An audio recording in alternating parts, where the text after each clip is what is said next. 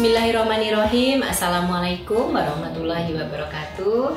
Tabi pun sebentar lagi kita akan memasuki bulan suci Ramadan 1441 Hijriah.